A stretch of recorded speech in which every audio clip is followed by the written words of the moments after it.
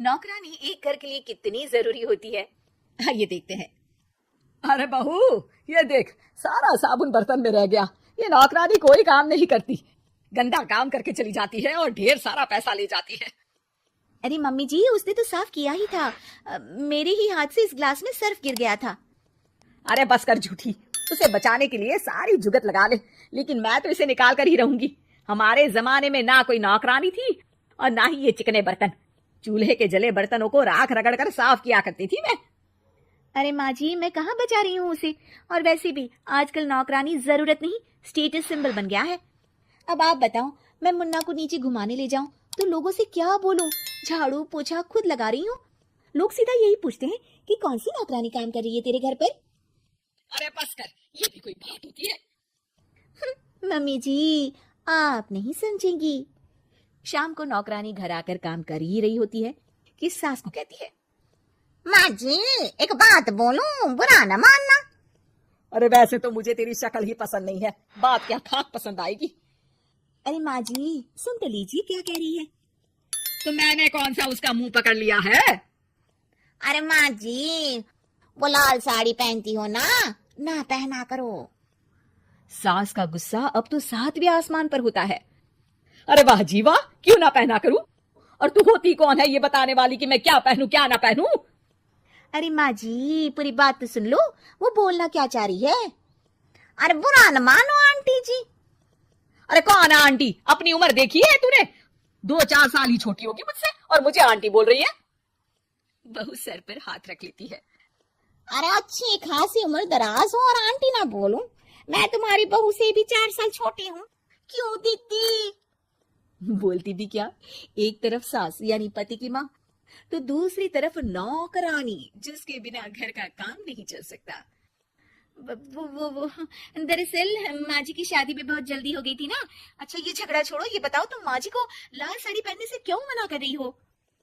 वो ना, इनकी उम्र की सारी औरतें सोसाइटी में इनके लिए बात करती हैं कि तुम्हारी सास बुढ़ी घोड़ी लाल लगाम है। बहू को ये सुनकर गुस्सा आ जाता है।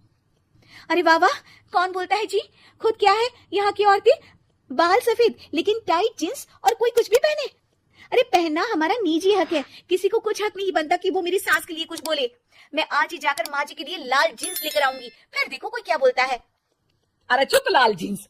अरे सुन नौकरानी की बच्ची, जाकर बोल दे उन लोगों से कि उन लोगों की तरह मैं उड़ती नहीं फिरती हूँ घर बार छोड़कर। अपने बच्चों और नाती पोतों में मन लगाती हूँ, ना कि सारा दिन ताश के पत्तों में आग गड़ाकर 3 पत्ती खेलूं। नौकरानी वहां से चली जाती है। वैसे बहू, नौकरानी के क्या फायदे हैं ये तो पता नहीं, लेकिन सबसे अच्छा तो ये कि पता चल जाता है कि कौन किसके लिए क्या बोल रहा है। सोसाइटी में तेरा नौकरानी रखने का इरादा बिल्कुल ठीक था। अगले दिन उन लोगों के घर की बेल बजती है। बहू दरवाजा खोलती है कि सामने कुछ औरतें खड़ी होती हैं। अरे बहू, कहाँ है तेरी सास? बुला जरा। अरे बहन जी, आप सारी एक साथ आइए आइए, कैसे आना हुआ? अरे 3 पत्ते खेलने आई हैं, क्यों खेलोगी? क्यों नहीं, वैसे भी बड़े दिन हो गए, एंटरटेनमेंट हुआ नहीं। बहू जा जाकर पकोड़े तो बना ला। अरे बस करिए, आगे कुछ पीछे कुछ।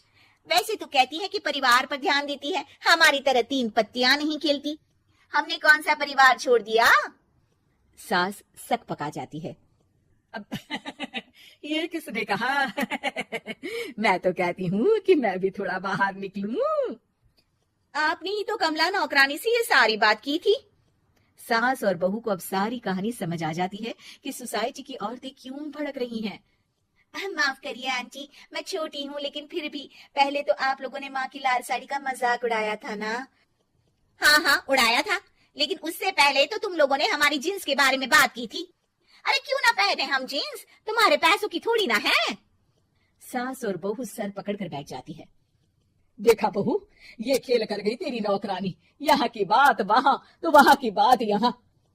दोनों किसी तरह औरतों को समझा बुझाकर घर भेजती है और कसम खाती है कि नौकरानी को नौकरानी ही रहने देंगी।